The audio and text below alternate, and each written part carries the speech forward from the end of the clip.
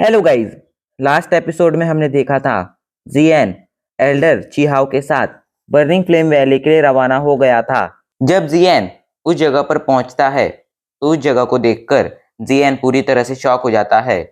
Burning flame valley roasting fire mountain range में थी। यहाँ पर हमेशा ही बहुत ही काला धुआं रहता था और यहाँ पर काफी ज्यादा हाई टेम्परेचर था।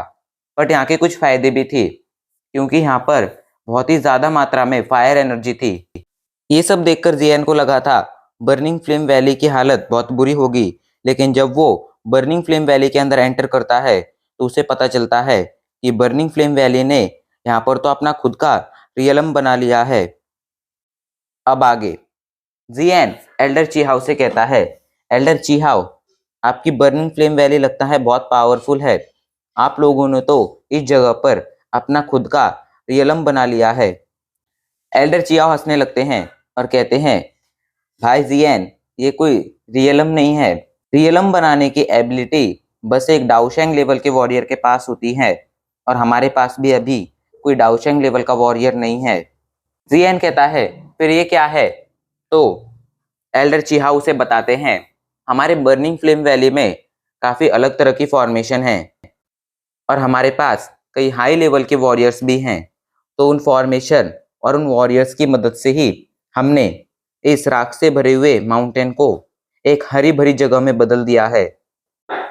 ये जानकर जियन चौंक गया था क्योंकि ऐसी एबिलिटी के बारे में उसने आज तक नहीं सुना था। एल्डर चिहाओ कहते हैं, जियन चलो, हम दिन भर इसी एंट्रेंस पर खड़े नहीं रह सकते हैं, अभी कुछ ही देर में एंट्रेंस बंद हो जाएगा। जियन फॉर्मेशन के बारे में जानकर आसपास फॉर्मेशन को ढूंढने लगता है, लेकिन उसे फॉर्मेशन दिखाई नहीं पड़ती है। जियन अपना हाथ आगे करता है और वहां मौजूद फायर एनर्जी को एब्जॉर्ब करता है, लेकिन वो ये देखकर चौंक गया था इस फायर एनर्जी के अंदर वायलेंस एनर्जी नहीं थी।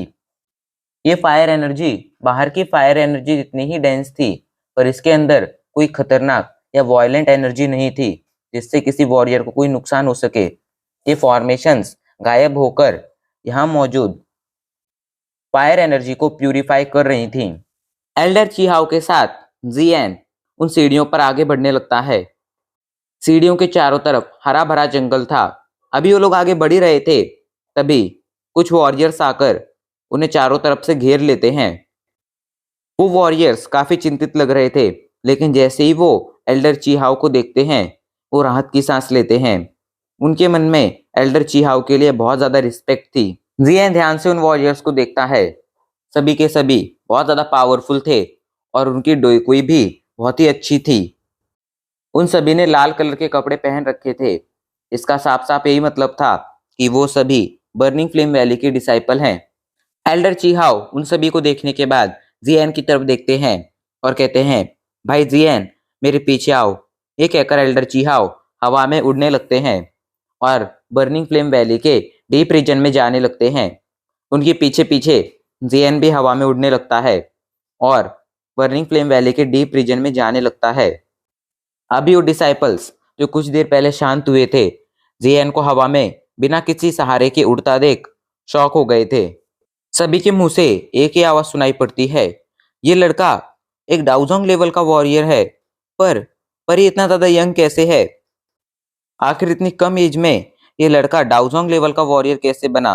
कहीं ऐसा तो नहीं है कि इस लड़के ने किसी खास टेक्निक से अपना भेष बदल लिया हो? तभी एक लड़की कहती है, मैंने सुना है पिल टावर में कुछ ऐसे एल्केमिस्ट हैं जो एक ऐसी पिल रिफाइन करते हैं जिसे खाकर हम अपनी एज से कई साल यंग लगते हैं। जरूर इस लड़के ने भी वही पिल खाई होगी, इसी वजह से ये बहुत यंग लग रहा है। ये बात सुनकर सभी एक ही बात कहते हैं, अगर ऐसा है तो ये बात बहुत अच्छी है। हम तो डर गए थे ये देखकर कि मिस हाओ जैसा एक और इंसान हमारी बर्निंग फ्लेम वैली में आ चुका है। मिस हाओ जैसी एबनॉर्मल इंसान को तो हम पहले ही संभाल नहीं पाते हैं, अगर ये भी आ गया तो हमारा क्या होगा? इधर जियन ने उनकी बातें नहीं सुनी थी। जियन एल्डर चीहाओ के पीछे उड़ता जा रहा था। रास्ते में उसे डिसाइपल्स के कई सारे हॉस्टल दिखाई पड़े थे जहाँ पर सभी ट्रेनिंग कर रहे थे। उनकी ट्रेनिंग देखकर जियन उनसे काफी ज्यादा इम्प्रेस हो गया था।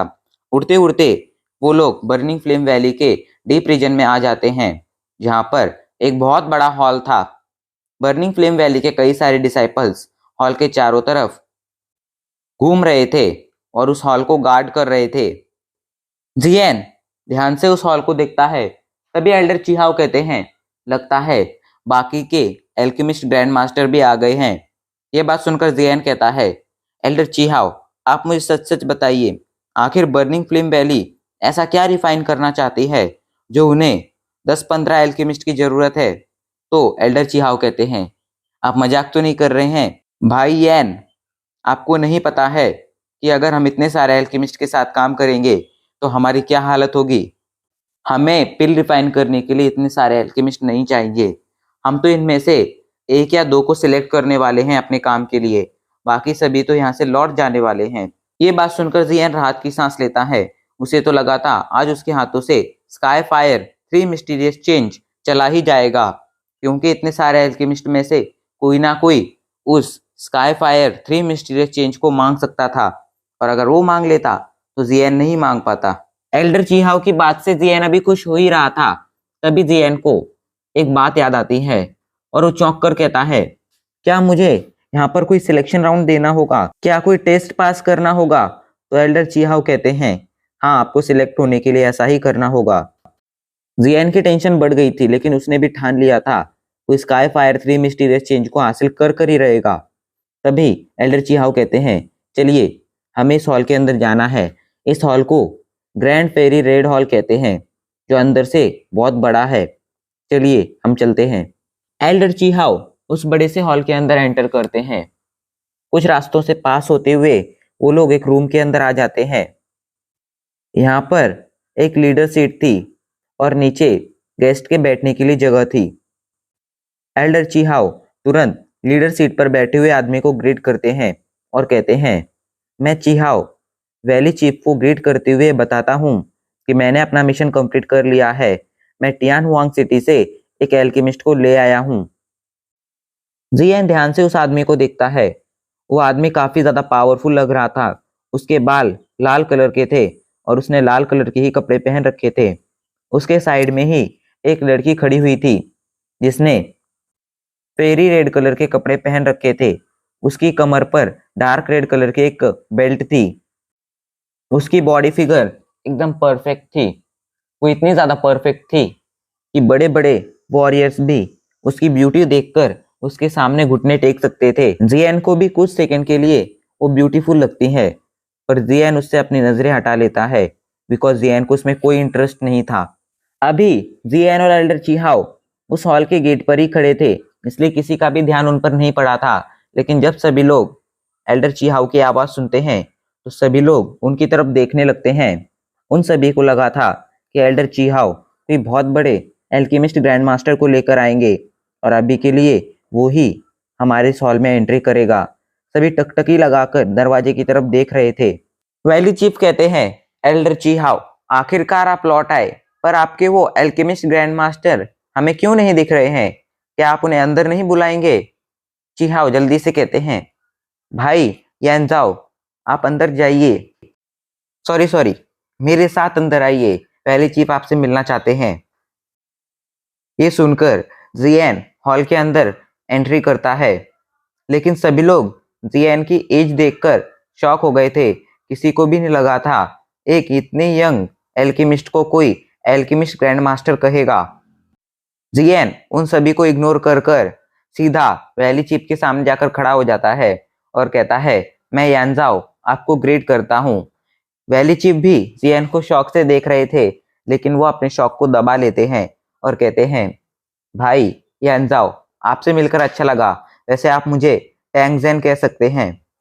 आपको देखकर ऐसा लगता है आप बहुत ज्यादा टैलेंटेड हैं, जो इतनी सी उम्र में एक डाउजोंग लेवल के वॉरियर बन गए हैं। सभी लोगों को जियन के एल्केमिस्ट ग्रैंड मास्टर होने पर जितना बड़ा झटका नहीं लगा था, उससे 10 गुना ज्यादा बड़ा झटका अब लगता है, क्योंकि उन्होंने आज से पहले इतने यंग डाउजोंग लेवल के वॉरियर को नहीं देखा था। इधर वो यंग लड़की भी काफी ज्यादा शॉक थी। वही मिस हाउ थी।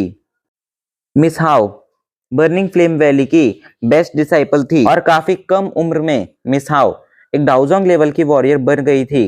इसलिए वो जानती थी डाउजोंग लेवल का वॉरियर बनना कितना ज्यादा मुश्किल है, पर ये यान ताओ तो उससे भी ज्यादा यंग लग रहा था। फिर ये आखिर इतने कम एज में एक डाउजोंग लेवल का वॉरियर कैसे बना? उसके मन में अभी यही बातें चल रही थी। इधर जियन कहता है, आप मुझे बहुत ही ज्यादा रिस्पेक्ट दे रहे हैं वैली चीफ, लेकिन मैं बस थोड़ा ज्यादा लकी था, इसलिए मैं इतनी कम उम्र में इस लेवल पर पहुंच पाया हूँ।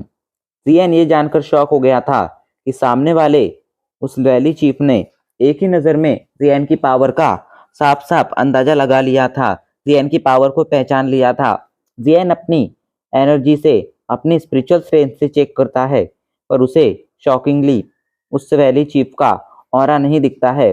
जियन को टैंग जैन का ऑरा नहीं दिख रहा था और ये भी नहीं पता चल रहा था कि टैंग जैन किस लेवल का वॉरियर है। इस बात से जियन समझ गया था कि Tang Jain wine lightning Pavilion के हेड लाई जुन जैसे भी ज्यादा पावरफुल है। अभी जियन मन में सोच ही रहा था, तब एक आदमी कहता है, एल्डर चीहाओ, शायद आपको कोई गलतफहमी हुई है। हमें एक डाउजोंग लेवल का वॉरियर नहीं चाहिए, हमें एक एल्केमिस्ट ग्रैंड मास्टर चाहिए। आप प्लीज मास्टर येन को उनकी जगह पर छोड़ आए। एल्डर चीहाओ उस आदमी की तरफ देखते हैं। ये आदमी कोई और नहीं था, बल्कि था एल्केमिस्ट मू, जो एक टीयर 6 का, ग्रेड 6 का एल्केमिस्ट है और अगले कुछ ही सालों में ये ग्रेड 7 पर पहुंच जाएगा।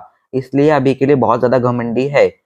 चीहाओ उसे कुछ नहीं कहते हैं, बस उसे एक रिप्लाई देते हैं, भाई यैन बहुत ही ज्यादा टैलेंटेड है और वो एक एल्केमिस्ट भी हैं। वो भी कोई नॉर्मल एल्केमिस्ट नहीं, बल्कि एक एल्केमिस्ट ग्रैंड मास्टर। पूरे सेंट्रल प्लेन में एल्केमिस्ट ग्रैंड मास्टर उन्हें कहा जाता था, जो एक ग्रेड 7 और ग्रेड 6 की पिल रिफाइन कर पाते थे, और जो ग्रेड 8 की पिल रिफाइन कर लेते थे उन्हें एल्केमिस्ट गुरु कहा जाता था। जब वैली चीफ ये बात सुनते हैं तो वो समझ जाते हैं कि बात बहुत ज्यादा सीरियस है, और वो बात को आगे ना बढ़ाते हुए जियन से कहते हैं, एल्केमिस्ट येन, आप काफी ज्यादा टैलेंटेड हैं। इतनी सी उम्र में आप एक एल्केमिस्ट ग्रैंड मास्टर बन गए और साथ ही साथ एक डाउजोंग लेवल के वॉरियर भी बन गए। ये कोई छोटी बात नहीं है। हमें आपके टैलेंट की बहुत कद्र है। अभी थोड़ी देर में हमारा टेस्ट शुरू होने वाला है, तब तक आप अपने लिए एक सीट ढूंढकर बैठ जाइए। आप जैसे पावरफुल और इंटेलिजेंट वॉरियर की हमें हमेशा तलाश रहती है। आप मेरी बेटी से भी ज्यादा टैलेंटेड हैं। ये बात जैसे ही मिस हाउ के कान में पड़ती है, वो इस बात से डिससेटिस्फाई लगने लगती है, क्योंकि आज तक उसके सामने ऐसा कोई आया ही नहीं था जो उसका मुकाबला कर सके। जियन वैली चीफ की बात मानता है और एल्डर चीहाओ के साइड में जाकर बैठ जाता है, ताकि वो उनसे बर्निंग फ्लेम वैली के बारे में और इंफॉर्मेशन निकाल सके। वो जब एल्केमिस्ट मो के बारे में एल्डर चीहाओ से पूछता है, तब एल्डर चीहाओ उसे यही बताते हैं कि वो अभी एक ग्रेड 6 का एल्केमिस्ट है और अगले कुछ ही सालों में एक ग्रेड 7 का एल्केमिस्ट बन जाएगा। इसीलिए उसे अपनी पावर पर और अपनी एबिलिटी पर बहुत ज्यादा घमंड है, पर मुझे लगता है आज उसका ये घमंड टूटने वाला है। अब ऐसा क्यों होगा? कौन तोड़ेगा उसका घमंड? क्या आप लोग इसका जवाब जानते हैं? मुझे लगता है आप लोग जानते होंगे। अगर जानते हैं तो कमेंट जरूर करना और हमारे इस वीडियो को लाइक कर शेयर कर देना। लेकिन अब इतना कर ही दिया है तो रुको भी मत, जल्दी से हमारे चैनल को सब्सक्राइब भी कर लेना। मैं जल्द मिलूंगा आपसे अगली वीडियो में, तब तक के लिए बाय।